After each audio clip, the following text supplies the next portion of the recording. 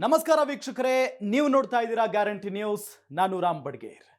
ಚಿತ್ರದುರ್ಗದ ರೇಣುಕಾ ಸ್ವಾಮಿ ಕೊಲೆ ಪ್ರಕರಣಕ್ಕೆ ಸಂಬಂಧಪಟ್ಟಂತೆ ಈಗಾಗಲೇ ದರ್ಶನ್, ಪವಿತ್ರ ಗೌಡ ಸೇರಿದಂತೆ 17 ಜನ ಆರೋಪಿಗಳನ್ನು ಅರೆಸ್ಟ್ ಮಾಡಲಾಗಿದೆ. ಎಂಥ ದೊಡ್ಡ ಮಟ್ಟದ ಸುದ್ದಿ ಓಡಾಡ್ತಾ ಇದೆ ರಾಜ್ಯದಲ್ಲಿ, ನೀವು ನೋಡ್ತಾನೆ ಇದ್ದೀರಿ, ಗಮನಿಸ್ತಾನೆ ಇದ್ದೀರಿ. ಇದೆಲ್ಲದರ ನಡುವೆ ಈ ದರ್ಶನ್ ಮತ್ತು ಪವಿತ್ರ ಗೌಡ ಅವರ ಪರಿಚಯ ನಿಮಗೆ ಇದ್ದೇ ಇದೆ. ಇನ್ನುಳಿದಂತ 15 ಜನ ಆರೋಪಿಗಳಿದಾರಲ್ಲ, ಅವರು ಯಾರು, ಅವರ ಬಗ್ಗೆ ನಿಮಗೆ ಸಹಜವಾಗಿ ಪರಿಚಯ ಇರಲಿಕ್ಕಿಲ್ಲ.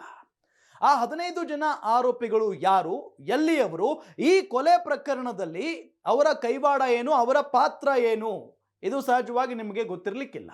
ಇದರ ಬಗ್ಗೆ ನಾನೀಗ ಮಾಹಿತಿಯನ್ನು ಕೊಡ್ತೀನಿ ನಿಮಗೆ. ಸಹಜವಾಗಿ ಈ ಕೊಲೆ ಪ್ರಕರಣದಲ್ಲಿ A1 ಆರೋಪಿ ಪವಿತ್ರ ಗೌಡ ಅನ್ನೋದು ಗೊತ್ತಿದೆ. A2 ಆರೋಪಿ ಚಾಲೆಂಜಿಂಗ್ ಸ್ಟಾರ್ ದರ್ಶನ್ ಅನ್ನೋದು ಕೂಡ ಸಹಜವಾಗಿ ಗೊತ್ತಿರುವಂತ ವಿಚಾರ.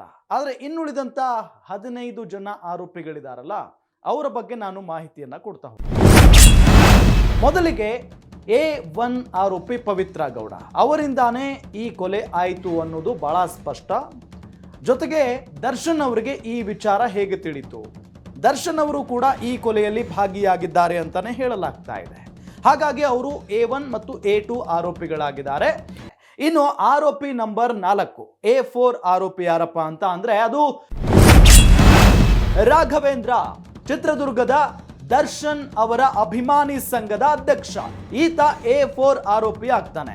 ಈತನ ಪಾತ್ರ ಏನಪ್ಪ ಅಂತ ಹೇಳಿ ಗಮನಿಸ್ತಾ ಇದ್ರೆ, ದರ್ಶನ್ ಅಭಿಮಾನಿ ಸಂಘದ ಜಿಲ್ಲಾಧ್ಯಕ್ಷ. ಓಕೆ, ಹೊಟ್ಟೆಪಾಡಿಗಾಗಿ ಆಟೋ ಓಡಿಸ್ಕೊಂಡಿದ್ದ ಈತ. ಏನ್ ಮಾಡ್ತಾ ಇದ್ದ? ಆಟೋ ಓಡಿಸ್ಕೊಂಡಿದ್ದ. ಆದರೆ ಈ ಒಂದು ಕೊಲೆ ಪ್ರಕರಣದಲ್ಲಿ ಈತ A4 ಆರೋಪಿ.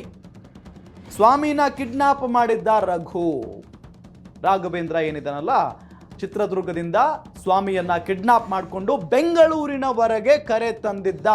ಈ ಪ್ರಕರಣದಲ್ಲಿ ಈತನ ಪಾತ್ರ ಇದು.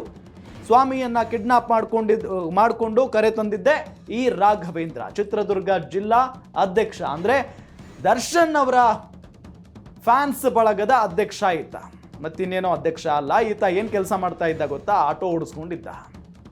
ಈತನನ್ನ ನಂಬಿ ತಂದೆ ತಾಯಿಗಳು, ಹೆಂಡತಿ ಮಕ್ಕಳು ಎಲ್ಲರೂ ಇದ್ರು ಅಂತ ಕಾಣಿಸುತ್ತೆ. ಪಾಪ ಆಟೋ ಓಡಿಸ್ಕೊಂಡಿದ್ದವನಿಗೆ ಇದೆಲ್ಲ ಬೇಕಾಗಿತ್ತಾ ಅಂತ ಹೇಳಿ ನೀವು ಕೇಳಬಹುದು.